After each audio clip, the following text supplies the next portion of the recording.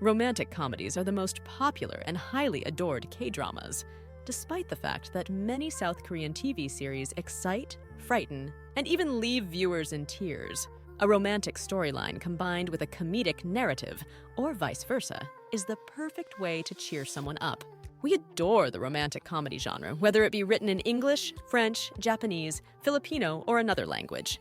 There's always that feel-good factor in rom-com stories. Not only does it let you experience and comprehend what love is all about, but it also earns you major additional points if you can laugh it off. A mutually beneficial outcome. Let's see the top 10 rom-com Korean dramas ranked by global K-drama enthusiasts. 1. Business Proposal. In the Netflix series Business Proposal, Shin Ha-ri, a culinary researcher, accepts to go on a blind date instead of her closest friend Jin Young-seo. In an ironic turn of events, though, her date happens to be Kang Tae-moo, CEO of GoFood, her workplace. In an attempt to avoid his grandfather's intentions for an arranged marriage, Tae-moo persuades Ha-ri to pretend to be in a relationship with him. Ha-ri conceals the fact that she works for Tae-moo and maintains a double life as Shin Jung-hee, his fictitious partner. Will their made-up love tale end happily ever after when their true feelings begin to blossom? We also can't forget all of the amusing incidents they experience during the series. It's okay to not be okay. It's okay to not be okay. It was an exhilarating experience for fans of K-drama. It will put every feeling to the test, and you won't get tired of it. The drama centers on two characters. Go Moon-young, a successful children's book author with antisocial behavior who appears to have never experienced love, and Moon Kang-tae, a community health worker at a mental health facility who doesn't have time for love. The two gradually start to mend each other's emotional scars after meeting, not to mention their humorous moments. In the It's Okay to Not Be Okay finale, Ko Moon-young, Moon Sang-tae, and Moon Kang-tae form a family. My demon. Kim Yoo-jung, also known as Do-hee, is the future group's replacement. She lacks faith in others and has a haughty, calculating demeanor. She has a mistrust for love. Do-hee enters into a contractual marriage with Song Kang's character Jong-gu-won, a demon. Her life is about to alter significantly. It is a demon, Jong-gu-won. By striking risky but sweet arrangements with those who live horrible lives, he can live forever. He has been circling this planet like an apex predator for 200 years. Looking down on people, he suddenly loses his power after being involved with Do-hee. Then he gets married to her under contract. It is his duty to defend Do-hee, who has seized all of his power in order to save himself from extinction. Their bond blossoms into a romantic one. King the Land. The drama, which centers on Yoona, a pretty hotel concierge, and her relationship with Lee Jun-ho, the rebellious son of the hotel mogul, appears to be fairly typical of the genre's rags to riches, hate-to-love Korean romantic comedies. The King Group conglomerate's reserved heir is Gu-won, Junho.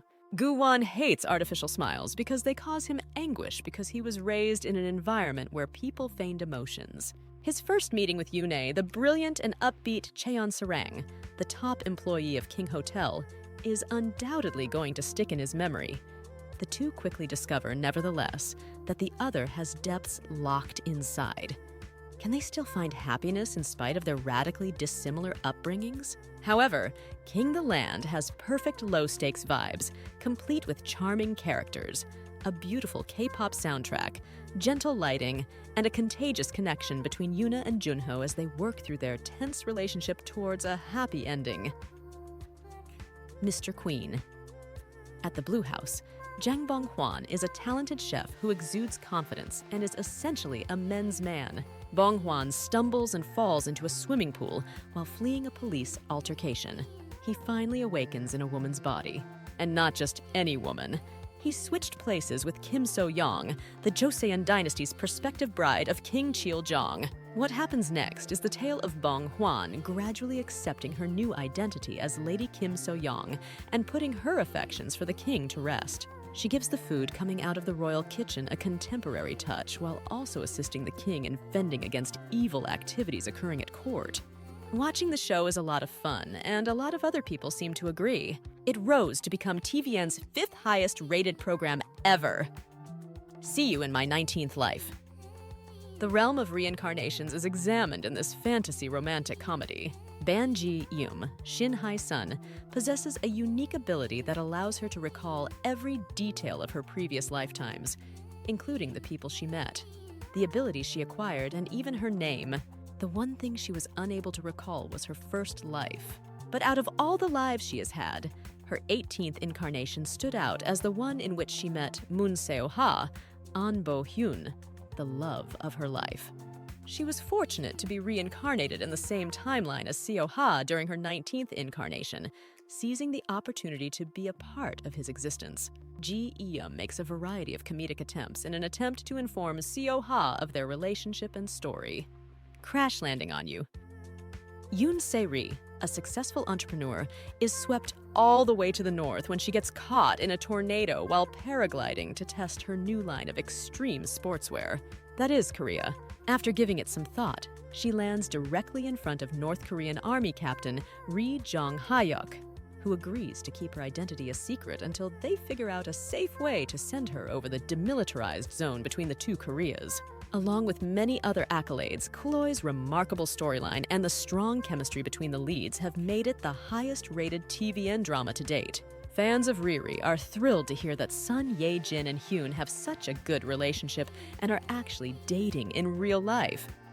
Her private life. By day, Daeok-mi is a renowned museum curator. By night, she is the master of a sizable fan site dedicated to K-pop sensation Cha Si-an.